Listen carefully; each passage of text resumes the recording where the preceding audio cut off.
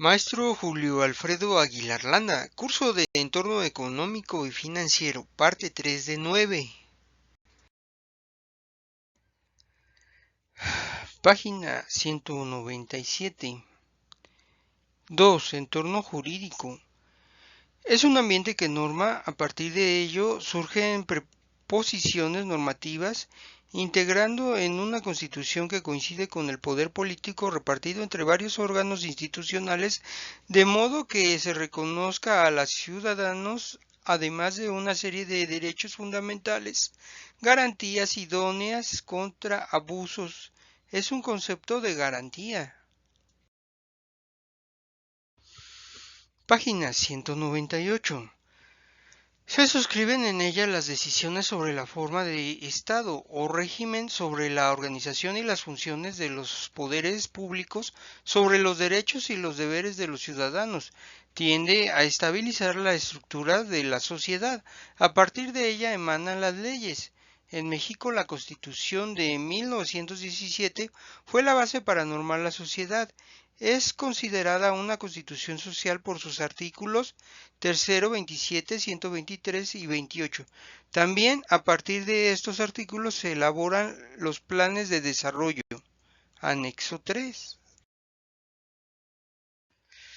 Página 199. 1. Constitución Política de los Estados Unidos Mexicanos. En 1916, Carranza decreta una reforma al Plan de Guadalupe. Aquí manifiesta que la Constitución de 1857 considera que es necesario convocar a un Congreso Constituyente y reforma las demandas de los diferentes grupos revolucionarios. El resultado de la Constitución mexicana de 1917 solo buscaba reformar la Constitución de 1857. Nace como la primera constitución de demandas sociales, recoge la demanda social de los movilizados en la lucha revolucionaria. Página 200. Con Venustiano Carranza, México obtiene una constitución, 1917-1920. Carranza busca imponer a un candidato dócil y provoca la oposición del poder. Obregón lleva a cabo un golpe de Estado. Los revolucionarios vuelven a chocar entre sí. Tras un interinato de Adolfo de la Huerta, la presidencia es ocupada por Obregón. Página 201. Las elecciones se llevaron a cabo el 22 de octubre. La convocatoria fue expedida por Carranza. Establecía iniciar los trabajos el 1 de diciembre de 1916 en la ciudad de Querétaro. La visión de los diferentes grupos sociales. Aquí se encuentran dos visiones de país. Una clásica encabezada por Carranza y otra progresista por el otro.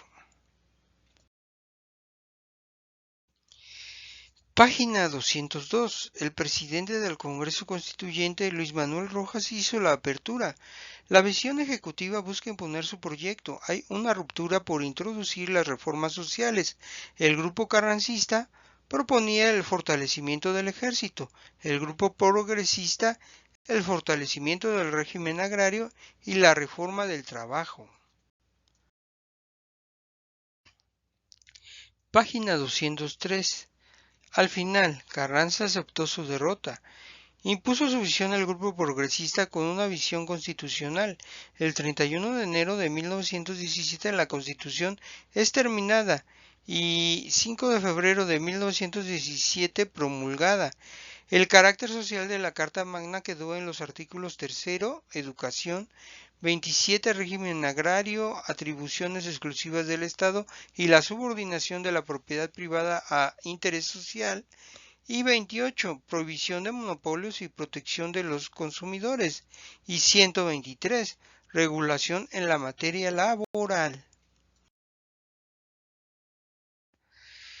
Página 204. Las reformas en la Constitución se convirtieron en un evidente cambio y marcaron el rumbo del país.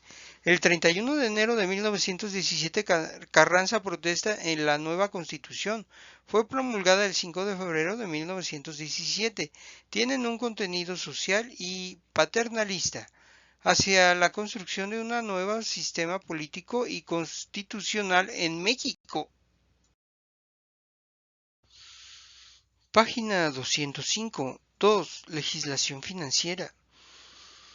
Es un documento que norma la actividad de las empresas y unidades presupuestadas. Es una recopilación de disposiciones legales en materia financiera.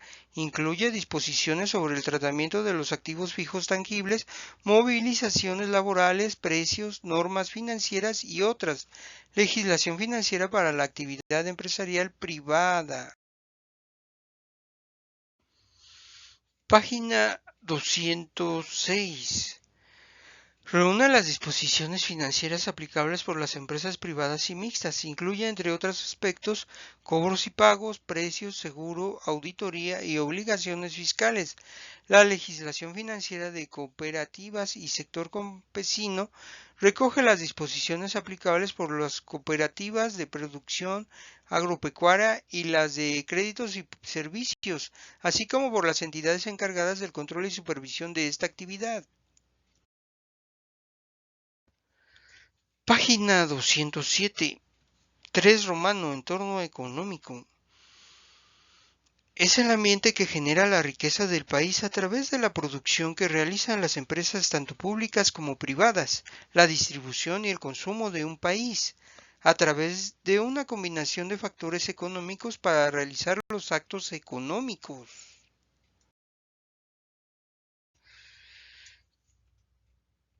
Página 208.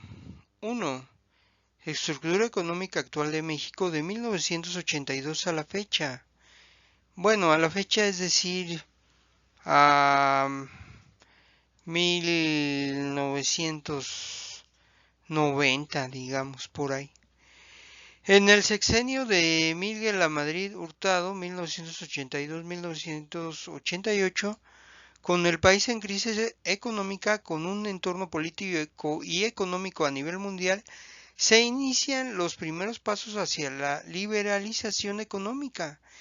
En 1988 a 1994, con Carlos Salinas de Gortari, se sanean las finanzas públicas. La política económica fue hacia la economía de mercado y la economía del Estado deja de ser importante. Página 209. Continúa la política económica y la crisis.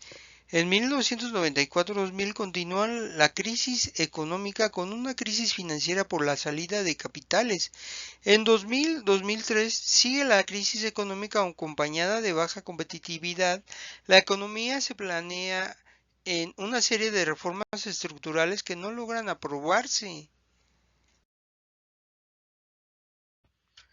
Página 210.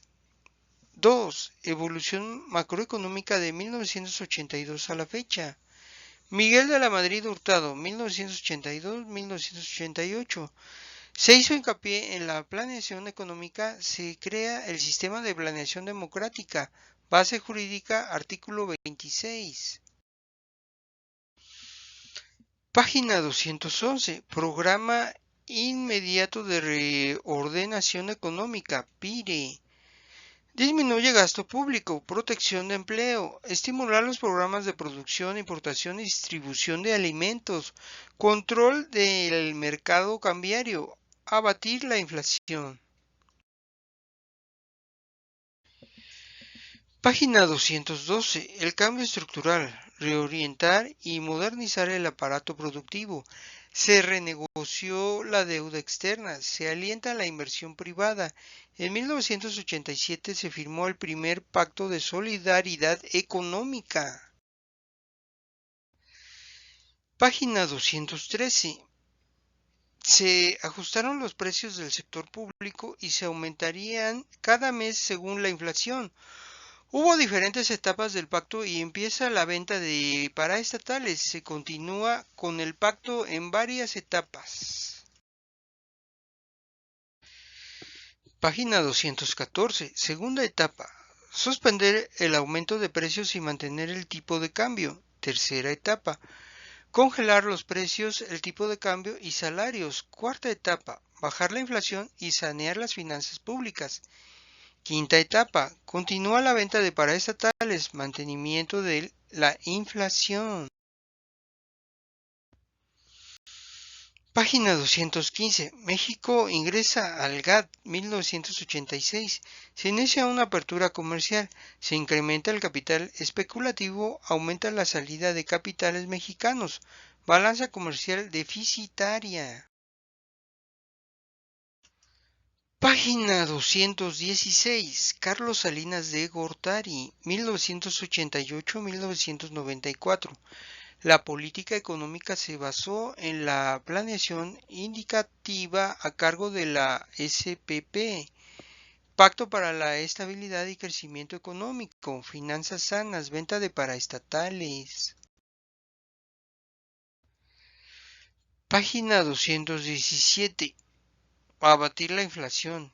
Incrementar la inversión extranjera, entrada de maquiladoras, la recuperación económica con estabilidad de precios, mejoramiento del nivel de vida. Página 218. Ernesto Zedillo Ponce de León, 1994-2000. Programa de acción para reforzar el acuerdo de unidad para superar la emergencia económica. Las medidas de política económica siguen un pensamiento neoliberal y responden a los dictados del Fondo Monetario Internacional, Banco Mundial, sin pensar en el costo social. Incluye políticas fiscales, monetarias, cambiarias, salariales y sociales en el marco macroeconómico. Página 219. Incremento 50% al IVA. Se disminuyen los créditos y se mantiene la fluctuación cambiaria. Se destinan recursos para fortalecer el sistema bancario. Se incrementaron 10% salarios. Aumenta la participación extranjera en las maquiladoras. Página 220. Vicente Fox Quesada, 2000-2006. Inicia con un entorno de recesión económica mundial. La política económica está dirigida a desarrollo social y humano. Se continúa con una política monetaria del corto que significa retirar dinero de circulación. Continúa con el pago puntual de la deuda externa. Página 221. Se apoya a particulares para crear microempresas. Inicia la salida de maquiladoras. Aumenta el desempleo. Las medidas de política económica han afectado a la empresa nacional debido a que la crisis económica internacional se ha alargado. Los periodos de la crisis se vuelve más profunda y vuelven a retornar medidas neoliberales. El equilibrio de la economía no se logra a corto plazo. Página 222. Entorno internacional. 1. Globalización económica y regiones. La globalización económica es el incremento de la internacionalización de los procesos productivos y del capital, es decir, las decisiones económicas se toman en el plano mundial. La globalización económica implica. Página 223. La formación de mercados globales, la integración de cadenas productivas internacionales, la expansión del capital en todas sus formas, la internacionalización del capital, la internacionalización de las empresas y todas sus actividades productivas. Página 224. 2. Fluctuaciones económicas internacionales. Desarrollo cíclico del capitalismo en el siglo XX. Los ciclos han sido por sus características y duración de diferentes tipos provocados por diferentes causas, entre las que cabe distinguir los desajustes coyunturales entre la composición de oferta y la demanda.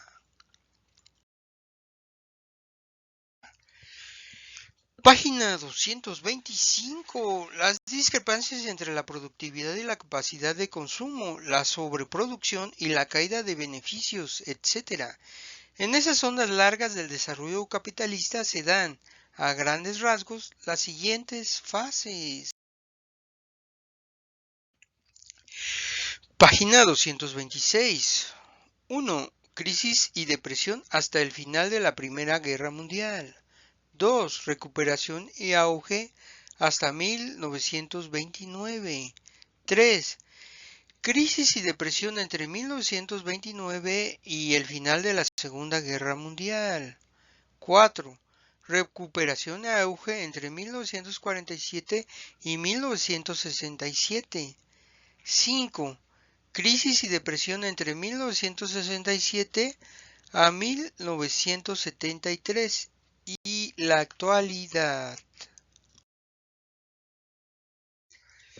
Página 227. El auge posterior a la Segunda Guerra Mundial. La onda del ciclo en la que hoy está inmersa la economía mundial se generalizó a partir de la recuperación de posguerra entre 1945 y 1950, tanto en Europa como en Japón, e incluso en numerosos países periféricos. Sin embargo, página 228. Tiene su origen en la economía norteamericana, que superó la crisis y depresión iniciadas en 1929 con anterioridad, en plena guerra mundial y merced al considerable incremento de la producción, la actividad económica en general y las ganancias que permitió el esfuerzo industrial ocasionado por la guerra. Página 229. En este marco de actuación y después de su triunfo sobre las potencias del eje en 1945, Estados Unidos encabezó política y militarmente el bloque capitalista que surgió de la ruptura de la alianza con la URSS, que a su vez encabezaría el bloque socialista. En este clima de nueva Guerra Fría, Estados Unidos inicia la operación de ayuda económica internacional más importante de la historia, el Plan Marshall, así llamado por el general Marshall que lo dirigió. Página 230. El objetivo era reconstruir las regiones devastadas de Europa y frenar la expansión del comunismo, doctrina Truman. El llamado Plan MacArthur representó un proceso similar al europeo y contribuyó además a la reconstrucción japonesa, a cerrar el cerco capitalista en torno a la URSS y, sobre todo, a frenar la expansión de la Revolución China en Oriente. Página 231. El fin del auge. El auge favoreció el crecimiento de la productividad en todos los países del mundo, en especial en los más devastados por la guerra, Europa y Japón. El crecimiento de la productividad en estos países empezó a ser mayor que en Estados Unidos y, por tanto, sus productos a ser más competitivos en el mercado norteamericano. Página 232. En 1967, Estados Unidos registró un fuerte déficit en su balanza comercial.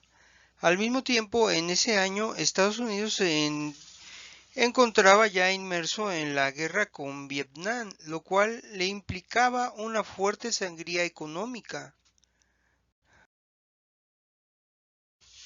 Página 233. Como resultado, en la segunda mitad de la década, la situación del capitalismo mundial estaba caracterizada de la siguiente forma. Segunda generalización de la crisis de la deuda. Página 234. Un efecto derivado del incremento de los precios de petróleo fue la gran centralización de divisas en manos de los magnates y los gobiernos de los países petroleros, los petrodólares que fluyeron activamente hacia la banca internacional japonesa y europea, pero principalmente norteamericana. Página 235. La banca privada internacional, con el fin de hacer rentables sus enormes depósitos, se lanzó en la década de los 70 a una política de concesión de préstamos y créditos a los países y empresas que lo solicitaran, a bajo tipo de interés con la cláusula de variabilidad de dicho tipo. Página 236. México fue el primer país en declarar una moratoria en 1982 y con ella se extendió el pánico en los mercados financieros y cundió el ejemplo en otros países de la región. El problema de la deuda había nacido. Página 237. Sin embargo, la llamada crisis de la deuda no fue otra cosa que un paso más en la generalización y profundización de la crisis económica mundial. La resolución relativa del problema de la deuda a través de la renegociación de la deuda y sobre todo merced a la aplicación del Plan Brady. Página 238. Cuyas condiciones hacían menos oneroso el pago del servicio de la deuda y, de hecho, permitían satisfacer a los bancos acreedores sin arruinar a los estados deudores, gracias a una intervención directa en el proceso del gobierno de los estados, garantizando cobros y pagos respectivamente. No representó el final de la crisis sin... Página 239. 1.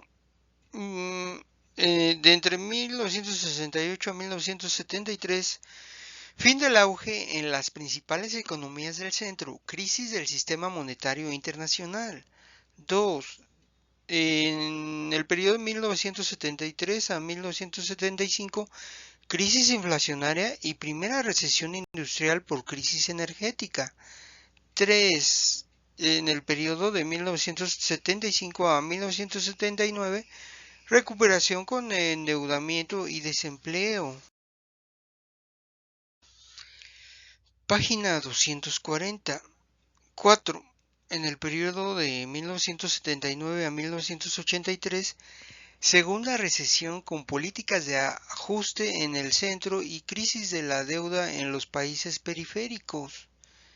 5. De 1984 a 1990, segunda recuperación basada en el dinamismo de la esfera financiera. Página 241. 6. En el periodo de 1990 a 1995, fuerte crisis en la esfera financiera, tercera recesión. 7. En 1995 a aproximadamente 2005 o 2005, se pretende ver signos de una nueva recuperación sostenida de la economía real, la inversión y ganancias industriales, y el desempleo no muestran signos de revitalización.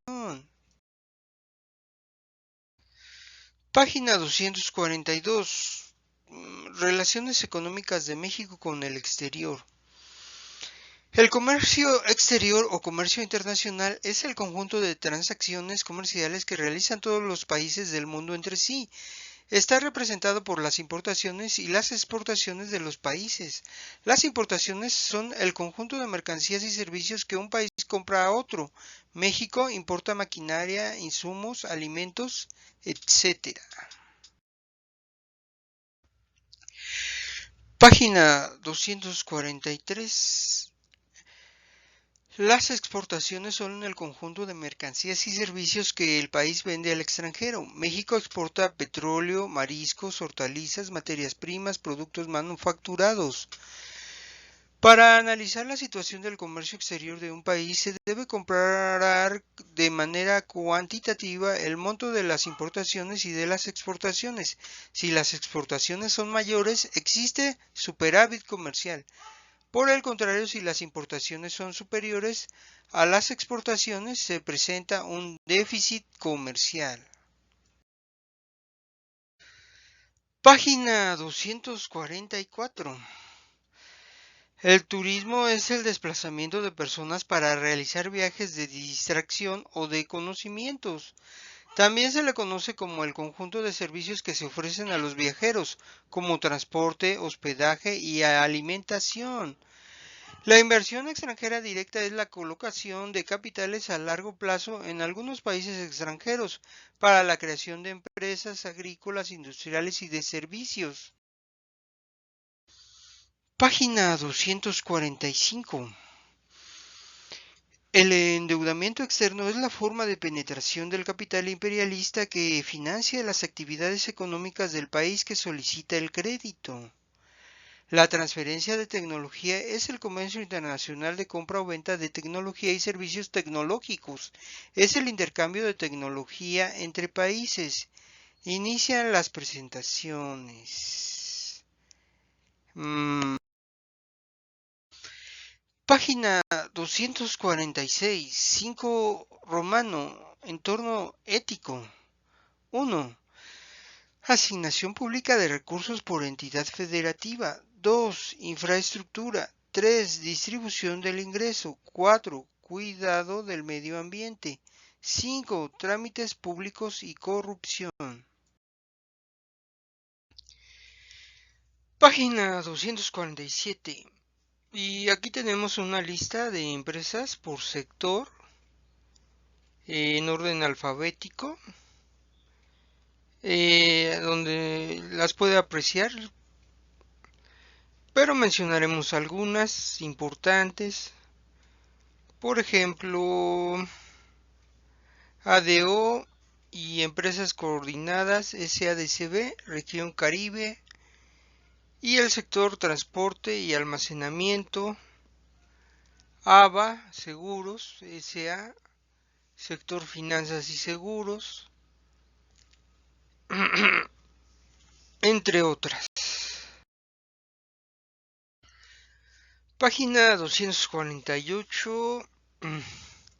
Tenemos algunas otras empresas y el sector, que en estos casos son sector comercio y distribución, servicios comerciales, finanzas y seguros, agricultura, consultoría, y una empresa destacada podría ser Alfa SA y subsidiarias correspondiente al sector de conglomerados industriales. Página 249. Siguiendo con la lista de empresas, pues tenemos por ejemplo American Express, correspondiente al sector finanzas y seguros, y otros sectores como química, comercio y distribución, consultoría, servicios técnicos y profesionales, finanzas y seguros. Página 250. Y seguimos con la lista de empresas. Tenemos una Asociación Mexicana para el Control de las Adicciones, AC, que pertenecería al sector social. Y bueno, otros sectores: servicios técnicos y profesionales, servicios comerciales, comunicaciones y transportes, automóviles y autopartes. Página 251. Sobre la lista de empresas y sectores, pues aquí tenemos más empresas. Una relevante sería VAS Interservicios SADCB, correspondiente al sector química. Hay también del sector comunicaciones y transportes, sector servicios técnicos y profesionales y prestación integral de servicios legales, sector finanzas y seguros. Página 252. Continuando con la lista de empresas, pues tenemos más empresas.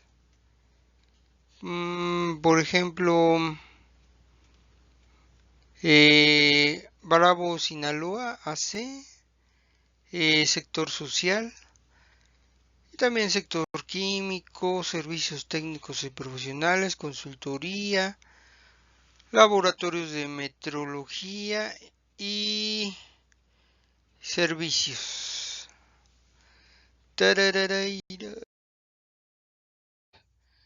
Página 253. Siguiendo con la lista de empresas, pues una destacada podría ser el campus Estado de México, del Tecnológico de Monterrey, del sector educación. Tenemos sector consultoría, sector comercio y distribución, sector organización empresarial, sector comercio y distribución. Bueno, ya mencionado, ¿verdad? Página 254.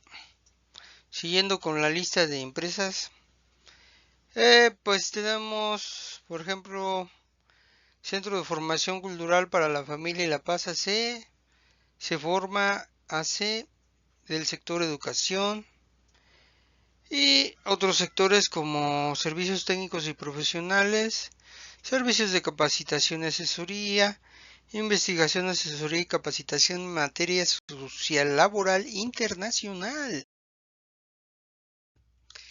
Página 255. Continuando con la lista de empresas y sectores, tenemos el Centro de Negocios G1 SADCB correspondiente al sector servicios técnicos y profesionales. Eh, y otros sectores como sindicato patronal, comercio y distribución, servicios técnicos y profesionales y turismo, sindicato patronal, organismo no lucrativo y varios, ¿no?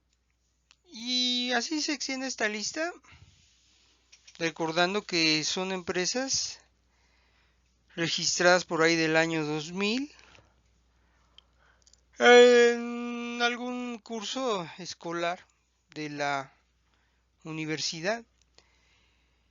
Pero para que ustedes la puedan analizar con más detenimiento y tomándose algo de tiempo, pues les pondré una pequeña pausa con un poco de música para que puedan leerlo y detener el video si necesitan analizarlo con más detenimiento. Eh, y así hasta acabar esta parte. Gracias por su atención.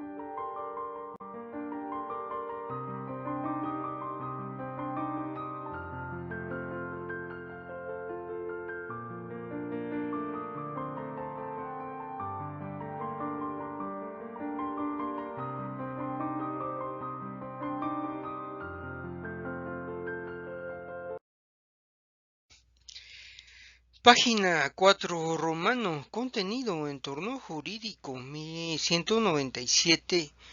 Constitución Política de los Estados Unidos Mexicanos, página 199. Legislación Financiera, página 205. Entorno Económico, página 207. Entorno Internacional, página 222. Turismo, página 244. Entorno Ético, página 246. Lista de empresas por sector al año 2000, página 247.